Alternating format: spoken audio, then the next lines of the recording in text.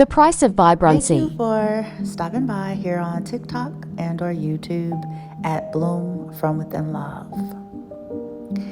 Y'all heard the sayings where people, in retrospect, after having losing you, think about how life could have been, right? We often hear statements where people will be thinking back about how their lives could have been if they were with so and so and so and so, as they may get wind of how that person is doing, and that person may be doing fine or okay or what have you. And it's this fantasy we kind of get caught up in, or they get caught up in, right? It looks perfect, just like this ballerina.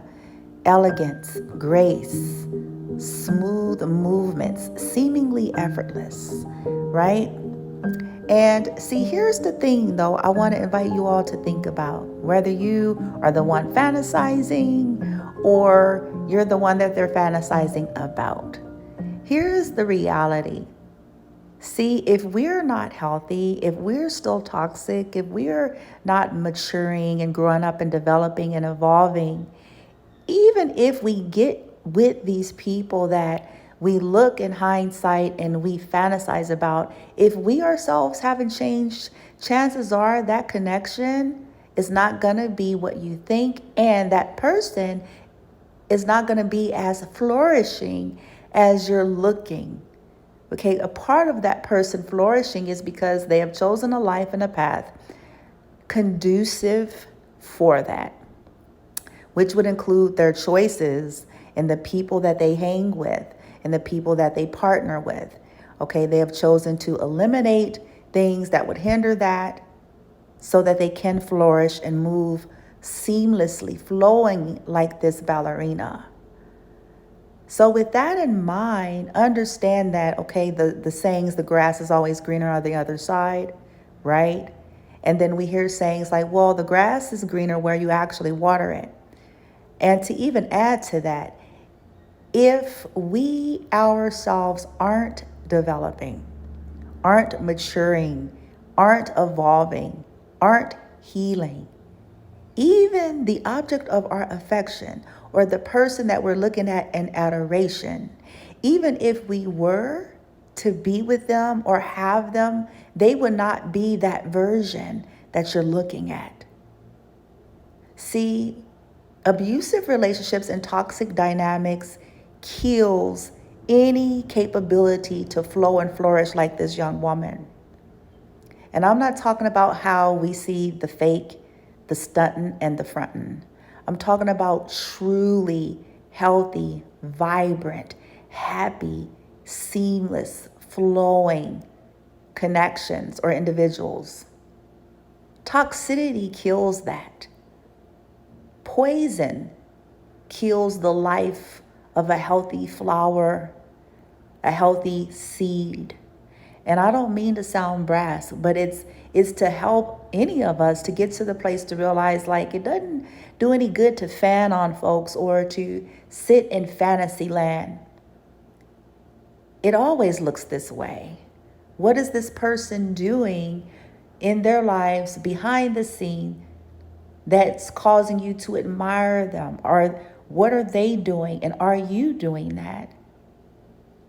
See, we have to start looking at the stuff that happens off the camera, the stuff that happens through all seasons, the stuff that happens when people go home, the lifestyles and the choices that individuals are choosing or not choosing.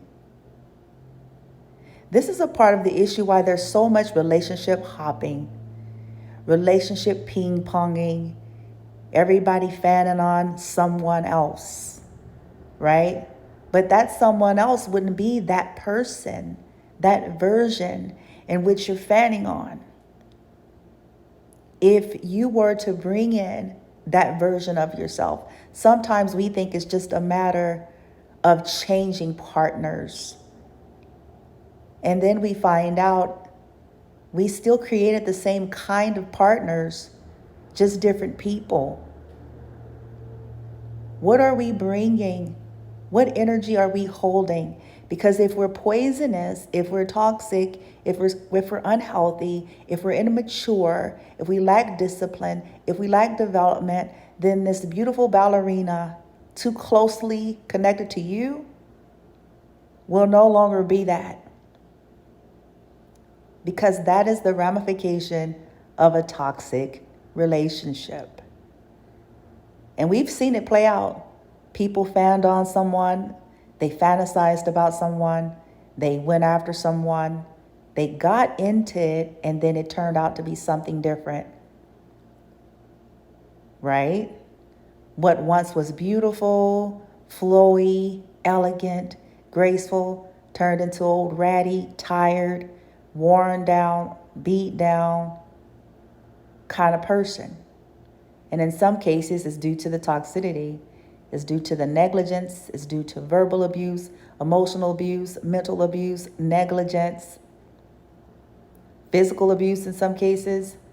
This woman wouldn't look like this if she lived in conditions, metaphorically speaking, that was toxic and poisonous to her for long periods of time. To be a prima ballerina requires a lot of discipline, sacrifices, skill, development, practice to be this. We like to fan on stuff like that, but we fail to understand what it takes to be something like this. And I'm using this as a metaphor because, yes, not everybody was into prima ballerinas, but you all get my point and the heart of what I'm saying. Sometimes we're fanning on things. Sometimes we wish for things and hope for things. But who are we and what do we bring? Meaning, from the inside out, are we healthy, mature beings? Are we self-aware beings?